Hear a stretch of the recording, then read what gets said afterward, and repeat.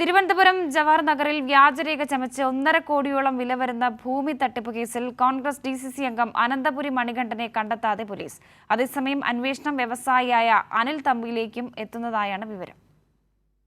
തട്ടിപ്പിലെ മുഖ്യ സൂത്രധാരനായ അനന്തപുരി മണികണ്ഠന് വേണ്ടി lookout notice പുറത്തിറക്കിയിട്ടും മണികണ്ഠനെ കണ്ടെത്താൻ പോലീസിന് സാധിച്ചിട്ടില്ല. ഇതിനിടയിൽ മണികണ്ഠൻ മുൻകൂർ ജാമ്യത്തിന് ശ്രമിക്കുന്നതായാണ് വിവരം. പ്രവാസിയായ ഡോറ എന്ന സ്ത്രീയുടെ ഭൂമിയും വസ്തുവുമാണ് നഷ്ടപ്പെട്ടത്. തട്ടിപ്പിനു വേണ്ടി കൊല്ലം സ്വദേശിനിയായ മെറിൻ ജേക്കബിനെയും ഡോറയുടെ രൂപസാദൃശ്യമുള്ള വസന്ത എന്ന സ്ത്രീയെയും ഏർപ്പാടാക്കിയത് മണികണ്ഠനാണ്. മെറിൻ ഡോറയുടെ കൊച്ചുമകളാണെന്ന് പറഞ്ഞ് ഭൂമിയുടെയും വസ്തുവിന്റെയും ഉടമസ്ഥാവകാശം മെറിന്റെ പേരിലേക്ക് മാറ്റുകയായിരുന്നു. ഇതിനുവേണ്ട എല്ലാ വ്യാജരേഖകളും തയ്യാറാക്കിയത് മണികണ്ഠനാണ്. പിന്നീട് ചന്ദ്രസേനൻ എന്നയാളുടെ പേരിലേക്കും ഭൂമി കൈമാറ്റം ചെയ്തു. ഇതിനുവേണ്ടി രേഖകൾ തയ്യാറാക്കിയ അഭിഭാഷകൻ വൈ കോൺസ്റ്റന്റൈനെയും രജിസ്ട്രേഷൻ നടത്തിയ സബ് രജിസ്ട്രാർമാരെയും പോലീസ് ചോദ്യം ചെയ്യും. ചന്ദ്രസേനന്റെ മകളുടെ ഭർത്താവാണ് വ്യവസായിയായ അനിൽ തമ്പി. ചന്ദ്രശേഖരൻ ഭൂമി വാങ്ങിയത് അനിൽ തമ്പിക്ക് വേണ്ടിയാണെന്നാണ് വിവരം. അനിൽ തമ്പിയെ കൂടി ചോദ്യം ചെയ്യാനുള്ള ശ്രമത്തിലാണ് പോലീസ് ഉള്ളത്.